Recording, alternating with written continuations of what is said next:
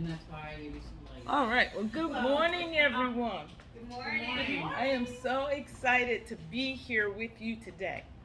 And I definitely want to extend my thanks to Sharice and ACA Louisville for this opportunity to share a little bit of what goes on in my, and this is actually in my spare time. This is something that is something I do just because once I learned about it, I could not do it.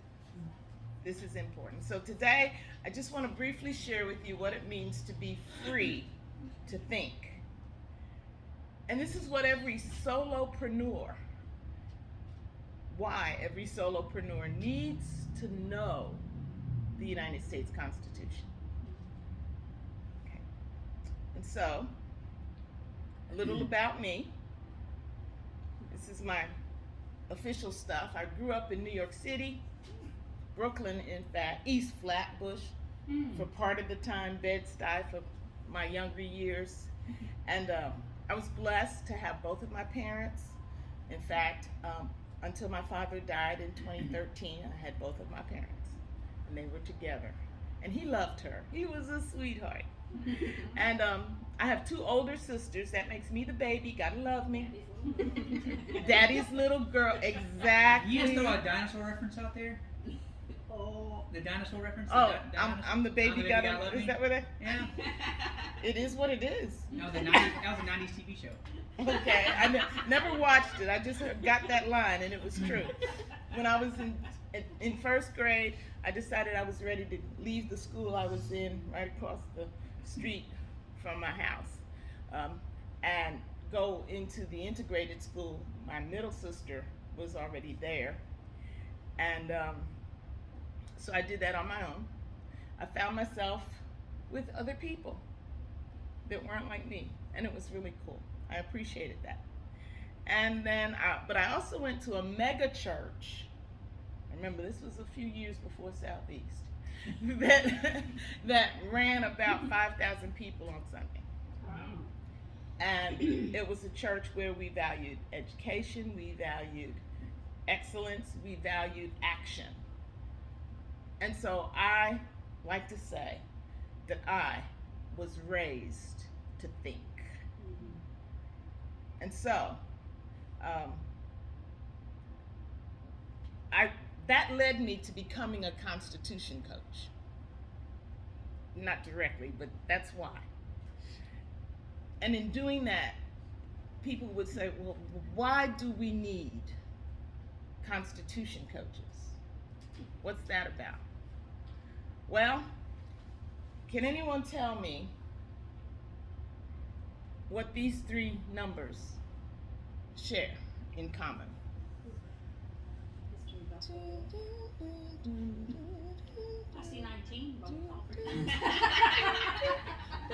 see 19. Okay, I will take you out of your misery because I created this specifically to drive people crazy. Okay, so in 1949, the world was coming off of World War II. Totalitarianism was very real, very fresh in the minds and hearts of everyone. And a man named George Orwell wrote a book called 1984, which I got to read in 1970 while I was in high school. The whole world should know this information, y'all. Spread it abroad. I read it. No. Anyway.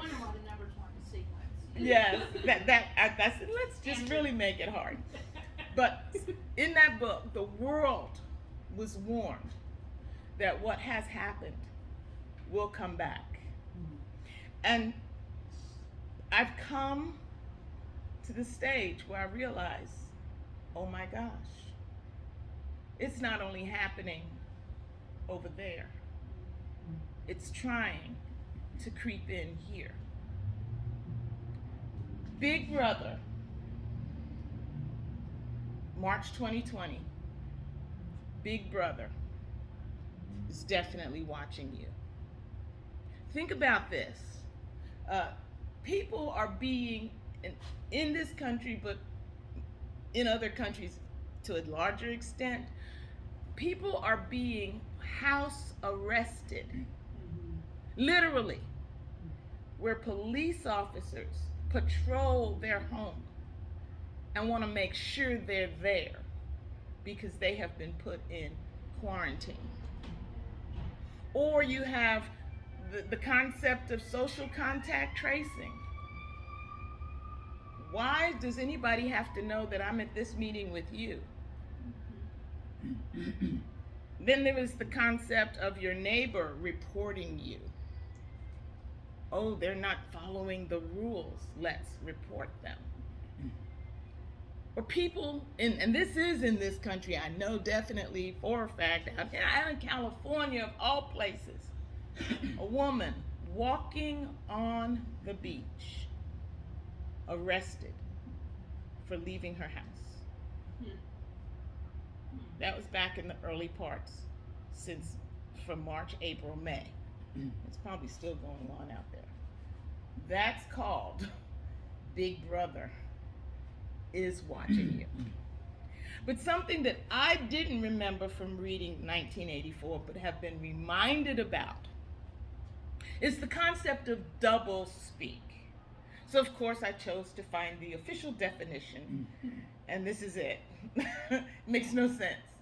Let me give you an example. Cherise, would you like to borrow my blue book here and read it tonight? Sure. That was double speak. Would anybody like to tell me what color this is? Blue. Purple. Would anybody like to tell me what it's not? A book. Exactly. But under double speak, you say something, it is obviously false, and everyone nods in agreement and goes along with it. Happens all the time. Groupthink happening all the time. And so we're told that masks are necessary. Today they're necessary for everyone. You listen to the news tomorrow, the kids don't have to wear masks. Then you come back and you find, well, only people who have the disease and they're symptomatic have to wear it. Then they come back and they say, well, if you're not symptomatic, you might still need to wear it because it's still contagious. Then they come back and they say, well, whether you've got the disease or not, you need to wear the mask so you can protect other people from the disease. And then you get, only people who are vaccinated cannot wear the mask. But people who are vaccinated should wear the mask because they're going to protect the unvaccinated. And every day, the story changes. And every day, we are told, and I'm not saying whether I'm not an anti-vaxxer per se, but I am against being told, just do what we're telling you, because we are following the science. Which science? And I won't go into that debate. That's not my point. But we have a viable situation going on that makes it flagrantly honest, open and honest, that people now expect American citizens to just do what you're told, don't ask questions. So why does that matter? Right now, they're playing with mask and vaccine mandates for businesses of 100 plus employees. So when that succeeds, it's being fought, thank God. But if that should succeed, or if anything succeeds, what comes next is the mandates cover businesses of one. And that's us. What we learned last week, we don't have time to run everything in our own business. How on earth can we follow mandates that people with 100 plus can't follow? The temptation when things get overwhelming is to sit back and just say, you know what? I can't handle it. It's not my problem. I'm not going to deal with it. I will just try to keep my head above water. I will just. Now, I know you've heard that statement that says all it takes for evil to triumph is for men of goodwill to do nothing. Well, I found out that that's not the real original quote. This is. And it's a little stronger. And it's a little harder. Am I in your way? Because, folks, we can't just do no harm by staying out of it and voicing no opinion. If we watch, those who intend evil will just become more and more evil. And powerful. So, what does the Constitution have to do with all that? And I'm just going to give a brief check overview. The United States Constitution is unique because it recognizes, first of all, something called inalienable rights. Do we know what inalienable rights are? Mm-hmm. Tell me. No one can put a lien on your rights. No one can restrict your rights. So it's my understanding that it's actually pronounced inalienable. Okay. Yeah. I have a family member who preaches this stuff to me. So. Okay.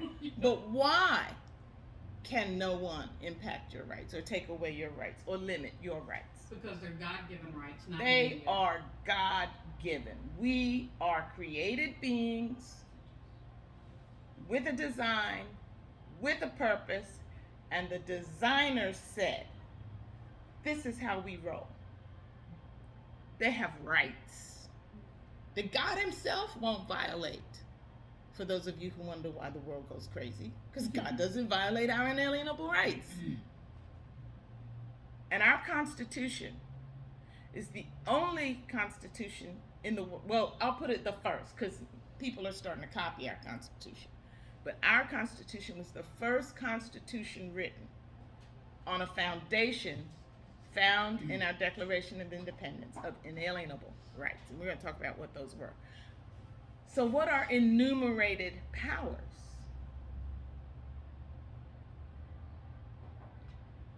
Enumerated means basically clearly stated, clearly indicated. Our Constitution clearly indicates the powers of the federal government. And they are limited powers because the first function of our Constitution is protecting our inalienable rights. So do me a favor, from this point on, if anybody around you says the Constitution gives me the right to, just slap them. No. But don't tell them I said it. No. No, but seriously, let them know. No, the Constitution doesn't give me any rights. The Constitution confesses that I have these rights. And it's a big difference, because if the Constitution gives them, then the Constitution can take them away. But they're not from them. So I'm just going to throw up some of our not literally, the bathroom is not necessary. That was a bad choice of word. See how technology gets you in trouble? But I'm putting up here some of the, I've got the whole list. The enumerated powers. Article 1, Section 8 of the Constitution talks about Congress. Now, the real power of our government is Congress. We don't have 3 equal branches of government. The Congress, the legislature, that's the strongest branch. And this is what they can do. Now, they all have little dots because they're long. But look down at this one that does not have the dots, that has a little star. Let me show you why it's important that you get past the dots. okay, to promote the progress of science and useful arts. So if I stop there, how does our government promote the progress of science and useful arts? Funding. Funding what? The arts and the Yeah, sciences, right. PBS, NPR, the national museums, all of this stuff that our tax dollars support because we promote the progress of science and useful arts. But is that what that says we're to do? How are we Authors and inventors. Securing limited times. This is the patent office, y'all. Mm. Patents and copyrights. Mm. That's the only governmental function for protecting the arts and the sciences. Now you think about what NPR, public television, all of those things, what they do, and some of the things they do that are frankly offensive with our tax dollars, that they have no right to do. So it's important that we not only get the first few words, but that we get it all. And we like studying that. And here's some more of those rights granted to Congress.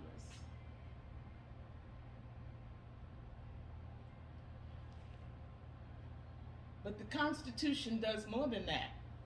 It specifically indicates powers that are denied to Congress. It tells us what powers even state government does not have.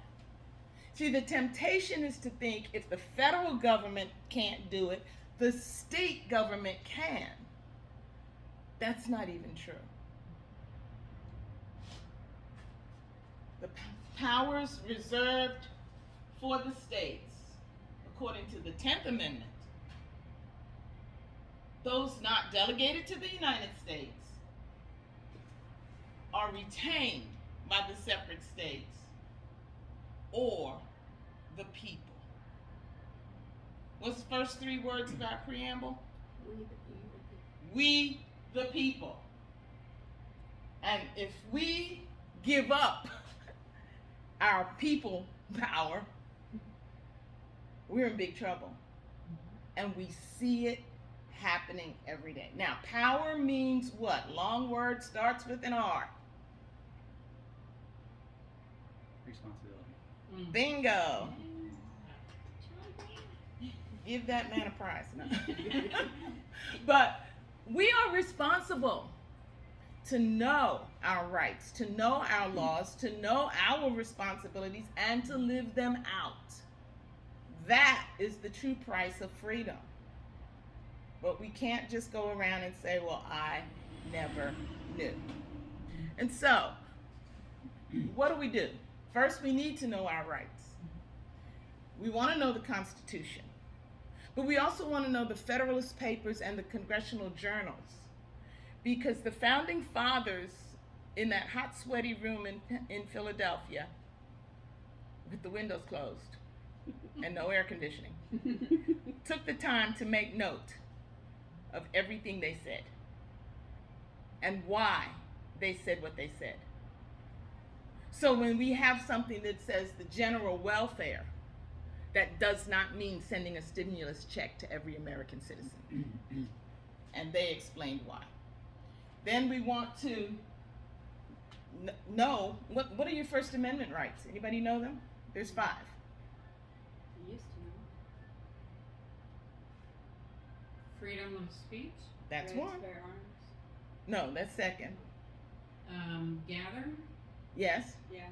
peaceful assembly. Peaceful assembly. We're assembling peacefully today. We're trying. I'm avoiding the temptation to start trouble. There you go. Okay, and then just freedom of the press. Sadly, they do have the right to write what they. Freedom for redress of government. So we do have the right to speak out against our government. And the last one, the one that is most abused, I think, in our time, says Congress shall make no law respecting the establishment of religion nor prohibiting free exercise thereof. It does not mean that as a church person you can't speak out against the political scene. That's absolutely not what it means. Okay? We want to know there's also in that the conscience clause. So I don't have to belong to organized religion to claim religious freedom. It includes what I have trained my conscience to believe are right and wrong. And hopefully I had good training. Exercise your rights. Folks, we have to sometimes say no. The inalienable rights, anybody know those? Declaration of Independence actually listed 3 of them. Because all of these rights are inalienable. But the 3 they listed that kind of sum it all up. I need to go back to school. I know. It's like, oh, my brain's hurt. Life, Liberty. liberty, Pursuit of and happiness. pursuit of happiness. And y'all know what pursuit of happiness is? It's the free enterprise system. We of all people need to understand we not only can do our business, we have a God-given right to be entrepreneurs, provide a valid service in exchange for valid compensation. Okay? And so stand up for your rights.